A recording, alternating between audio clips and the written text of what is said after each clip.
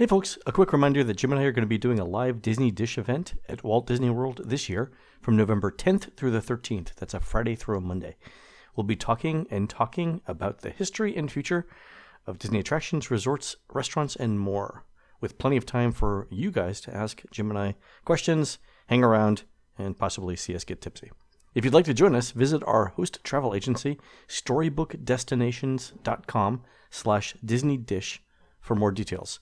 That's storybookdestinations.com/DisneyDish. Welcome back to another edition of the Disney Dish podcast with Jim Hill. It's February 1st. This is our first iTunes show for February. It is, as the kids say, the middle of winter. Jim, isn't Groundhog Day coming up like tomorrow? I don't know. At this point, I think it's 6 more weeks of pizza. All right, so February, we're going to do some updates on news that have happened over the last couple of weeks. Let's jump right in and talk about Disney's latest festival in Epcot, Disney's Festival of the Arts. Mm-hmm. This is a celebration of Disney's artistic endeavors that was kind of a surprise when it was added to the calendar last year. Jim, it was like last fall when they announced it, right? And it joins Flower and Garden, which is coming up imminently next month, Mm-hmm. Food and Wine, and then the holiday thing that was an unofficial event last year. Basically, it's the long-running joke that there are 8 months out of the year in which Epcot has a festival. This is another one of those. Mm-hmm. We went to the festival yesterday at Epcot. Actually, had dinner at Tutto Gusto too, which we'll get to. And the main center for the festival is the Odyssey restaurant. And I hadn't been in the Odyssey. I hadn't seen it open for regular people in a long time, right? And in the Odyssey, they do a couple of things. Obviously, there's a huge food and wine component to every part of the Disney Festival of the Arts, and no difference here. In the Odyssey, you could pick up actually savory croissants, which were kind of interesting. But the big thing there was the art. They actually had an exhibit on Mary Blair's art from Saludos Amigos, her concept art. Oh, wow. For Saludos Amigos. Then they had Herb Ryman's, some of his concept art from Epcot. Mm-hmm. But the original posters that were, the original concept art that he did that was like 5 feet wide and 4 feet tall. Mm-hmm. And those, I think, were the highlight for me of the day. Herb Ryman stuff for Epcot, the concept art showing people walking around, Spaceship Earth, around Horizons, around the Land Pavilion. He just does these wonderfully expressive images. You can sort of see in his quick, I don't know, is it painting? It looks like it's chalk almost. It's definitely painting. It is, in a weird sort of way, kind of impressionistic. Yeah, it is, yeah. That said, there's a famous painting that he did of I want to say it's Spaceship Earth, but about the time that he made this painting, Richard Schickel's book, the Disney version, came out. And Richard really went after Walt in this book. This was after Disney had invited him to the lot and let him into the archives. And there was really a feeling within the company that he'd bitten the hand that fed him. And so supposedly, if you look closely at one of these paintings, Herbie has included Schickel, but it's not really a very flattering image of him. Oh, what is it? You'd be in the presentation and Herb would get a laugh out of it. Wait a minute, is that bastard Schickel in the photo? You put him in the painting. Yeah, but that tree's going to fall on him. It's like, oh, okay. So that's great. So this one, so Herb Ryman did a couple of Epcot ones. This one is one with Spaceship Earth slightly left of center, but you can see like well-dressed people in the foreground. And they're all international visitors. The monorail is off to the right. And it's the first thing that you see when you get in. The interesting thing is Disney actually commissioned a poster-sized print of this painting, which saved me the effort of having to steal it last night. okay. You know me and Herb Ryan, which was nice. It's the only one of the pieces of art that they commissioned, especially for this one. But the second thing is as we were buying this piece of art, we were talking to the cashier, who said that she was surprised at the strong response for both the poster and the overall festival, because she said she worked on it. It was thrown, quote, her words, thrown together in 3 weeks. So this doesn't seem like it was a planned festival, although it seems like it works out fairly well most of the time. there was talk of a festival of the same length, but it was going to be based in Future World, and it was going to be technology. It was going to be sort of a science fair thing. They were going to be set up inside of more in the innovation space. Supposedly, the ABC show BattleBots was supposed to come down here and shoot the new season of shows, and so something happened. No, I mean, I've heard from other people that this thing, to use the industry phrase, came together quickly. But I think overall, number one, Disney can do this sort of thing quickly. It would take a day to walk through the archives to say, display that and that and that and that and that, relative to Epcot or Walt Disney World. And we could come up with 500 pieces of concept art that we'd want to see. The Mary Blair thing I thought was excellent, and especially since that particular thing fits in well with, not only with World Showcase, but remember, it was her work on Saludos Amigos that got her the gig for Small World. Oh, right? Absolutely. Yeah. Yeah. So there's a story there that ties into the rest of Walt Disney World. There's a huge food and wine component to all of these things. In fact, I didn't do an official count, but I would say that there were probably more food and wine booths open for Festival of the Arts than there were actual paintings there. But again, culinary arts are an art too. I get it. I didn't hate it. I got to say this. I thought it was pleasant. Some of the art, I really liked. This was my fear, right? My fear was you'd be walking around Epcot, and essentially it would be like walking around the art gallery on one of the Disney Cruise Line ships, where it's Mickey and Minnie on a dock somewhere with the sun setting in the background, and you'd have just 70 booths of art like that. There's nothing wrong with that art. Don't get me wrong. It's not what I would consider museum quality or even mildly interesting art. It's not my thing. I was concerned that was it. But other than seeing a lot of Star Wars stuff everywhere, like there's Star Wars art in Morocco. Well, okay, but okay, and here's how I rationalized it, Jim. They filmed a lot of the original Star Wars in Tunisia. There we go. Morocco, North Africa. It's all the same, right? It's all the same. Okay. Yeah. Enjoy your blue milk, folks. I know. Yeah, but I said other than that, it wasn't bad. I kind of liked it. It's an interesting idea. If they brought it back next year and expanded on the displays of their own archives art, I can see that. It didn't feel bad to me. It comes at a price. At Shanghai Disneyland, at Hong Kong Disneyland, and Disney's California Adventure right now. Today, they're kicking off the biggest Chinese New Year lunar.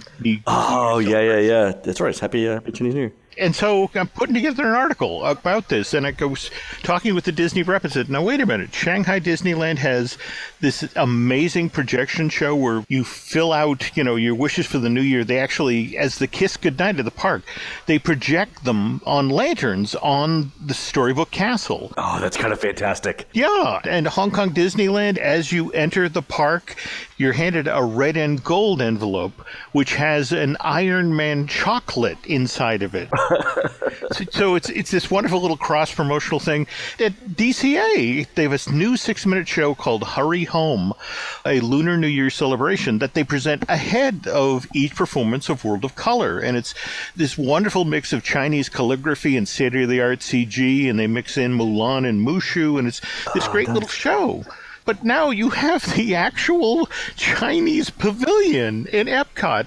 But because there's this Festival of the Arts thing going on... They weren't doing anything. I looked. Yeah. In fact, I asked about this. And so this is the official Disney statement. Epcot is currently hosting its very popular inaugural International Festival of the Arts, which, as you know, is an exciting extravaganza featuring extraordinary artists, gourmet food, stage productions. And the Chinese pavilion is part of the broader festival celebration. And guests are welcome to enjoy unique culinary offerings that occur only during the festival. Et cetera, et cetera, et cetera.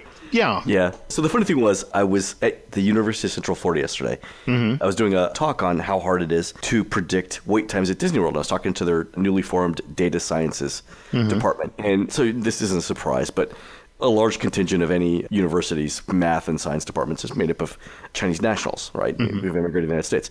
All of them were wearing red yesterday because it was a Chinese New Year. We had a nice talk about it. We all wished we could be in Las Vegas because that's actually the best city in the United States to be in. I think there are 2 times of the year that you should go to Las Vegas. Thanksgiving, Yep. And Chinese New Year. Thanksgiving because no one's there and you can get fantastic deals. Chinese New Year, man, they roll out the red carpet. There are displays everywhere. Like Bellagio does this huge thing for Chinese New Year inside their conservatory. Okay, yep. Special menus for food, entertainment. The entire city goes all out. But anyway, so I'm at UCF. We're all talking about the Chinese New Year and how much fun it is and other places where we've celebrated it, around the world and everything. And then they go to China and Epcot and they weren't doing anything. It's like, well, the guys at UCF and the data science department were celebrating this more directly than Disney was in Epcot's China Pavilion. Yeah, oh well. Here's hoping next year. I would love to see the Chinese New Year celebrated at Disney. I think it'd be fun. Special menus at Epcot, at China, I think that'd be great. Speaking of menus, on one of our last shows, we talked about the highest rated restaurants in Walt Disney World. I mentioned that Tutto Gusto was one of the highest rated places in Epcot. I went by there yesterday just to confirm it. So a couple of interesting things. Mm-hmm. You can't make reservations for Tutto Gusto because it's a walk-up bar. Jim, an hour wait. Ooh. To get in.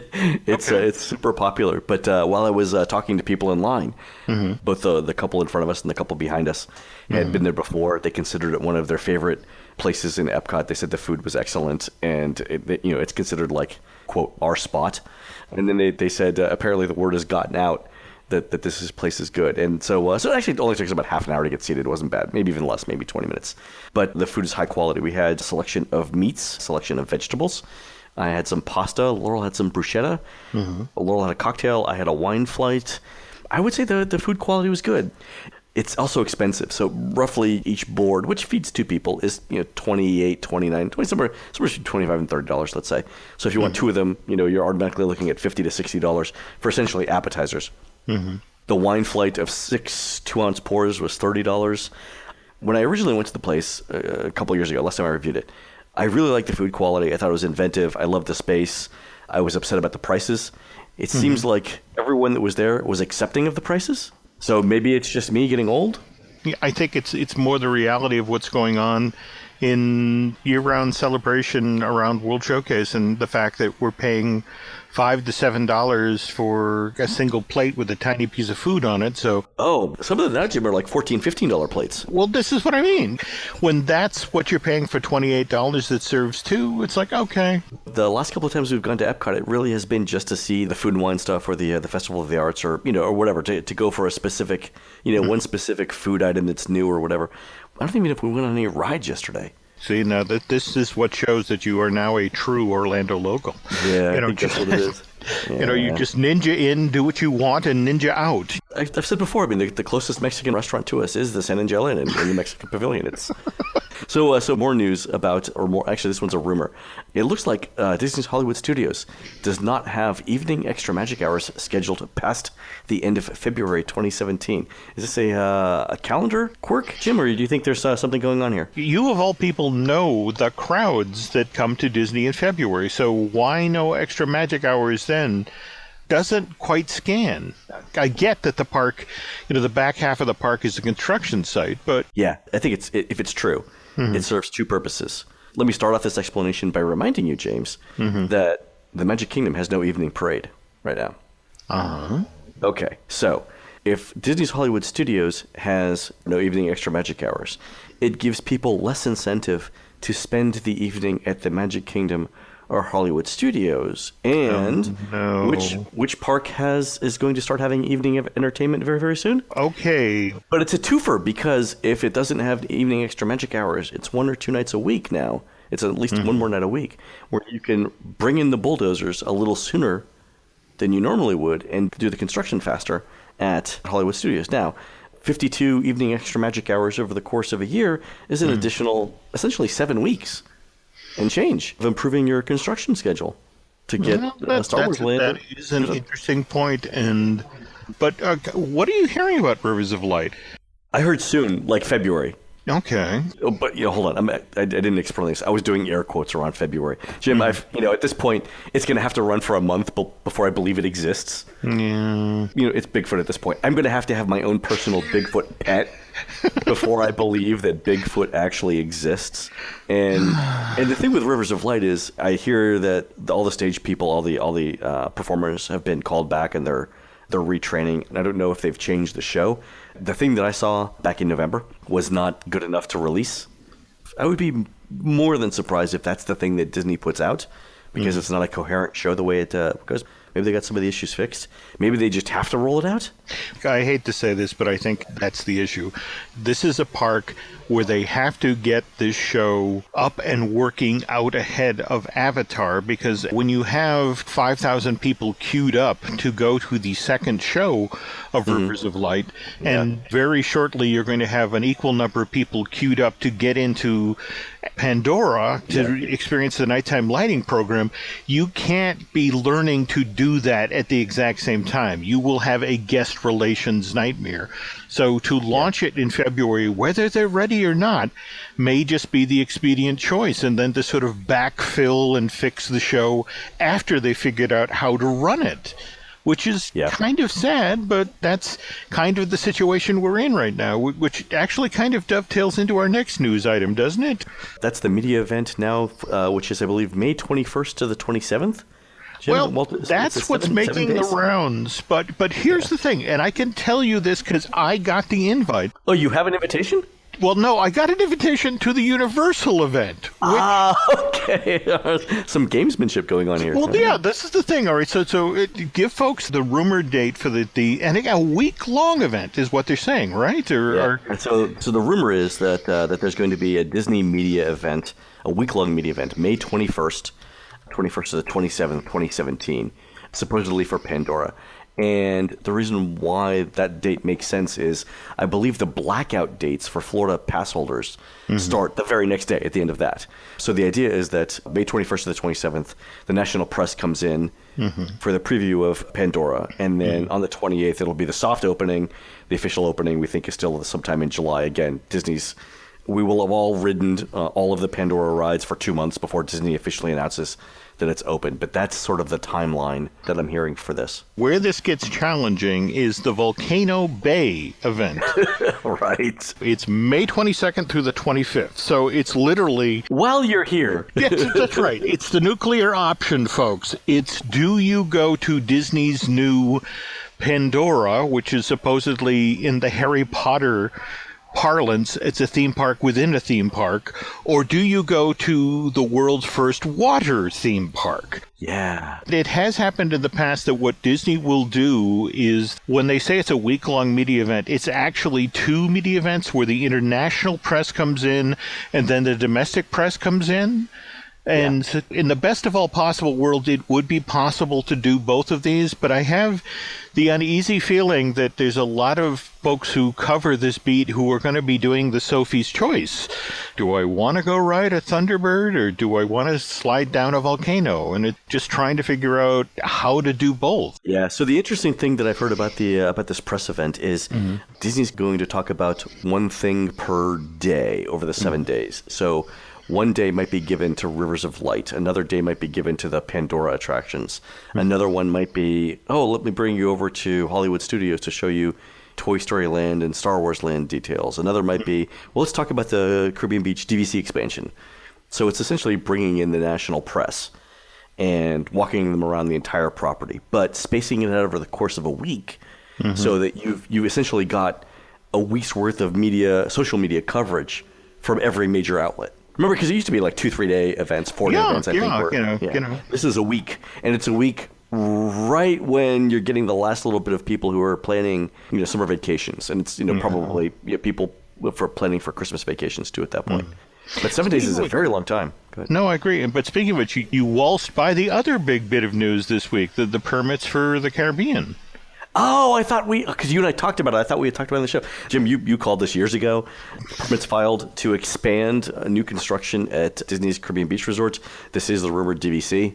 It looks like they're going to add a couple of large buildings and either demo or convert a couple of existing buildings. And if you look at the permits that are filed, basically their version of Top of the World, that end building that has that wonderful sightline into World Showcase, so that you can then watch, that the... Oh, I didn't know what that was. Yeah. The question now, of course, is that going to be a restaurant, or is that going to be like Top of the World at Bay Lake?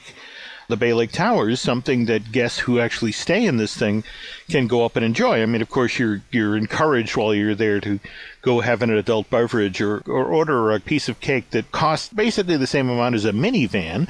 That's what I'm waiting to hear now, is that what is that wonderful view? Who's going to get to experience that? Is it people who are dining, or is it people who are staying there who can go upstairs to this viewing area with some sort of bar, attached to it? Right. So. Okay, so which part of... Well, if you look at the layout, these two buildings that are slightly angled, and there's a rounded shape to the end of the one that's the closest to Buena Vista Drive. Right, and then, so Buena Vista Drive is the thing that separates Caribbean Beach from Epcot. Yeah. And there's a small internal roadway too, but yeah. Oh, so you think the tower is going to be high enough that you can see... I have no doubt. I mean, that's the whole point of this. That's supposed to be one of the perks of this.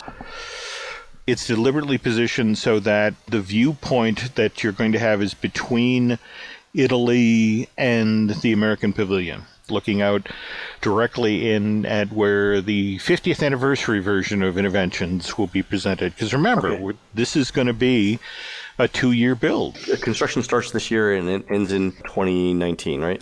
Right. And obviously, in this case, first demo, and then, again, God, knowing that this was the first moderate Disney resort. When you go in and visit folks there now, what with the new security procedures that were put in place post 9/11, this is already a tough resort to get in and get out of. Yeah, the construction there is already kind of difficult, yeah.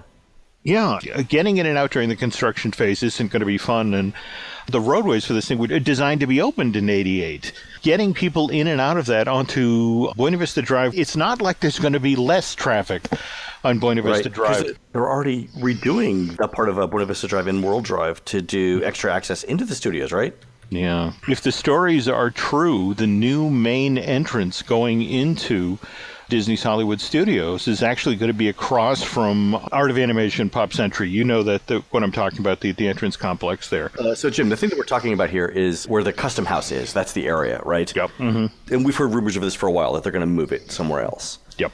And that land, which is closest to Epcot, is going to be the thing that gets demolished. Yeah, there's a ton of space there. There's a ton of parking space there.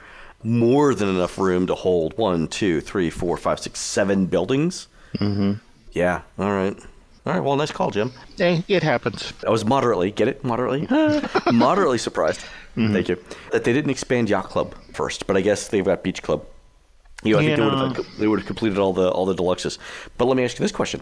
Mm-hmm. Now that Disney has started converting some of the moderate resorts to DVC, are they just going to work through all the moderates as well? Remember that Caribbean Beach was built to be close to the studio and Epcot. When Eisner came through the door, that was where the pressure was. Mm-hmm. Let's take advantage of our new park, and we're building this other theme park / production facility just down the street. Mm-hmm. And with the attention that's about to be focused on Epcot, between the new wave of stuff that Bob Chapek talked about, the heat is on that park. It wasn't all that long ago we had those mysterious height test balloons that were over by the Fantasia Golf Course. There's an anticipation that when Star Wars Experience and Toy Story Land opens up, that park is then going to become an equally hot property.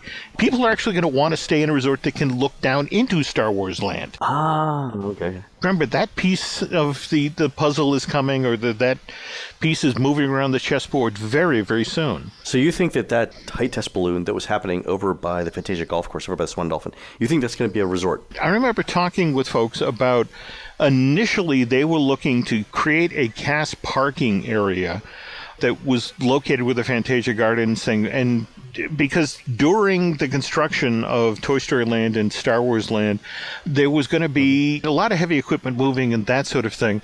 Mm-hmm. There was some pushback. I mean, it's extremely valuable real estate. No, that's it exactly. And we saw just in that same period where they made the decision, okay, let's put the fireworks area on the other side of World Drive so we don't have to shut down Star Wars Experience to have a fireworks display every night. And that then took a primo piece of real estate out of the resort inventory. And so Yeah. it was just one of these things where it's like, guys, we gave that to you. We need something back. And so this suddenly went, the Lazy Susan revolved, and suddenly this was, this could be a resort, guys, right here. This could be the resort where people who want to stay and stare down into the brand new sections of the park, this could be where they stay. Oh, Jim, it's the amazing thing is, I mean, I'm looking at this on Google Maps, and it is, Yep. you're right, it is directly across Buena Vista Drive from, I guess, where the Toy Story Land stuff is going. Mm-hmm. There's that huge backstage area right there. Yep. Where it looks like they would put some of Toy Story Land stuff. So, yeah, you would look right into it. Yeah, I don't think a miniature golf course is actually the best use of the of the real estate. When you have so much acreage, you've got Winter Summerland, and neither of these assets is delivering the sort of a financial return that you would get. No, from a resort, yeah, no. What I'll find hilarious is if they actually do build something in this spot, I can bet you the people who are staying at the Dolphin and the Swan will then complain about, you're ruining our view. The irony is, if you remember when that thing opened in 89, 90, all people could do was complain about how they were inside at Epcot, and they could see the giant swan icon, and it was like, hey, you're ruining our view. So. The interesting thing is looking at this map. I'm looking at where the Swan is. So the Swan's parking lot is adjacent to Buena Vista Drive, and the Swan itself is set back closer to Epcot. If they had switched the location of the resort and the parking lot, it would only be a slightly farther walk to Epcot from the Swan, but you would be able to look into Disney Hollywood Studios from there. I think the Swan's parking lot is now the second most valuable piece of real estate in Walt Disney World. But anyway, all right. So Jim, so you think May 21st to the 27th is the Pandora press event? I have the uneasy feeling, and it's like I know NBC Universal is going to throw everything in their quiver at this. Supposedly Fallon's coming down to do some shows, and you want to talk about Star Wars, it's literally going to be Star Wars. If they're going to unveil Avatar Cameron and, various members of the cast will be down for Avatar and the sequels that are being shot now. That's going to be interesting to see. The Volcano Bay press event is May 22nd to the 25th, right? So really smack dab in the middle of this. But they're not going to do Volcano Bay for 3 days, right? What are they going to talk about besides that? This is the thing that absolutely terrifies Disney, because Universal's response to the Star Wars experience is that Nintendo ride shows and attractions. We've only seen so far one piece of concept art, and that's for the Universal Studios Japan version of Nintendo Land. And I would bet you that what Universal has been gleefully hanging on to is the fact that 10 or 15 years ago, gaming passed Hollywood as the most entertainment dollar. And the notion of they're going to be the first park to do featured ride shows and attraction built around games. And they really believe that this is the future. This will be the thing where it's like, we're going to Universal and then to Disney afterwards. So that's one of the reasons why they are throwing as much money as they are at the Star Wars experience. They want that to at least knock out the Wizarding World for a while until all this Nintendo stuff comes online. Disney's got to be deathly afraid of two things. One, the continuation of the Harry Potter franchise with all of the spin-off stuff. But number two, you mentioned Nintendo. Games like Mario. We played it as kids, and now Hannah played it on her DS, Super Mario Kart. It's one of those franchises that spans generations. It's not the same scale as Harry Potter or Star Wars, definitely, but definitely something worth checking out. And I don't know if you saw, but there was a patent that leaked out of Universal. They have a racing vehicle that's going to allow you to drift, Len. No. Yes. So you're going to come around a turn, and this thing is deliberately built to drift. You're not just going to be in a small could do Fast world. and Furious. You could do a ton of stuff with that. Yeah, it's made for Mario Land. Just watch out for the turtles. That's fantastic. All right, Jim. One more thing to talk about for the show. You and I both contributed to a new book that's out. Yes, Dan's book. So Dan Cisneros from New Mexico is a professional boxing judge. And that's actually how I know him. Dan's got a book out. It's called Disney Tale of the Tape. Mm-hmm. It is a series of contests or bouts in boxing parlance where you compare two different attractions. So Jungle Cruise versus Kilimanjaro Safaris, for example, or Big Thunder Mountain Railroad versus Matterhorn bobsleds. I was a huge boxing fan growing up. My dad was a big boxing fan, so we watched fights every night. I actually knew who Dan was before the first time he emailed me. So when he emailed me, I'm like, I know this name. Where do I know this name from? So, I look him up. I'm like, oh, yeah, Dan. So I wrote him back. I'm like, are you the Dan Cisneros? Because, like when you're in a park, every once in a while, someone will walk up to you and go, excuse me, are you Jim Hill? So I'm like, are you Dan Cisneros? And apparently he'd never got that before. Mm-hmm. So he was like, yes, I am. So we started talking and everything, and he decided to write this book. And it's, it's essentially a boxing take on, comparing rides in Disney World. So I know you contributed a couple of things. I wanted to help more, and not to give anything away here, but Dan's already working on a second book. But I in effect was the corner man. Dan would write to me, and it's like, well, what about this Space Mountain versus that Space Mountain? And I would just get in the weeds on the poor guy. It's like, one was built in '73, and it was the single track system, and it's just, Jim, just tell me, how do they stack up? I need 2 paragraphs here, Jim. Yeah, just I don't need a Tale of Two Cities. So it was like, but no, he's brought a really fun take to the Disney theme park world with this book, and it's got contributions by a lot of folks from websites and blogs that you folks know, and it's definitely worth checking out. It's a good thing to add to your Disney library, which, God help me, I'm in the middle of trying to reorganize. That's right. You said you're 850 books in. It's been 25 years since I organized my library, and was do this or a controlled burn. Trying to be disciplined, but Dan's book was so much fun, it went right into the pile, and it's getting slotted right in there with a lot of my Disney reference books. So Dan covers. Let's go through the matches real quick. So the way it's organized is he's got various people from the Disney community are acting as judges for the bouts. The bouts are organized this way: each round you talk about a specific thing about the ride. So maybe you're talking about theming, or architecture, or ride experience, or music, or something like that. And then at the end of each round, the judges vote on which attraction or thing is better at that particular aspect of it. So you go through like anywhere from 3 to I think 6 rounds on them, and at the end you tally up all the scores, and a winner is judged. And Dan explains the scoring system. So we've got matches like Grand Fiesta Tour versus Journey into Imagination, California Screamin' versus Rock and Roller Coaster. I did this one, actually. I was on this one. American Music Machine versus the British Revolution. So bands. Haunted Mansion Disneyland versus Haunted Mansion Disney World. There's hotels. There's the Pirate Room at Caribbean Beach versus the Royal Room at Port Orleans Riverside. Dole Whip versus Mickey's Premium Ice Cream Bar. You know how that one ends. Yeah. Yeah. Jungle Cruise versus Kilimanjaro Safaris and more, and a ton of other ones. So actually works out fairly well in terms of it. Again, the book is Disney Tale of the Tape, Theme Park Boxing by Dan Cisneros. It's available on Amazon. Go grab it. It's relatively inexpensive. I actually did it in the forward. In the forward, I included the first question I ever asked Dan Cisneros. And are you a boxing fan, Jim? I did spend a lot of time at my dad's elbow watching, not so much the World Wrestling fan as the really for real boxing. Yeah. So the first question I ever asked Dan Cisneros, author of Disney Tale of the Tape, was who won, Hagler or Leonard? And really? Yes, literally the first question I ever asked. But like, in your opinion, who won? In his book, he acknowledges what I believe to be the universal truth. I won't say what it is. Okay. But anyway, he hedged on me for like 5 years. Finally answered the question in the book. I'll leave it to you guys to get the book and read it. Cool. All right. Anyway. All right, Jim. We'll be back in the for our second show in February later on. But for now, let's close out this show. You've been listening to the Disney Dish podcast with Jim Hill. Please go onto iTunes and Stitcher and Google Play and rate our show, and tell us what you would like to hear next. For Jim, this is Len. We will see you on the next show.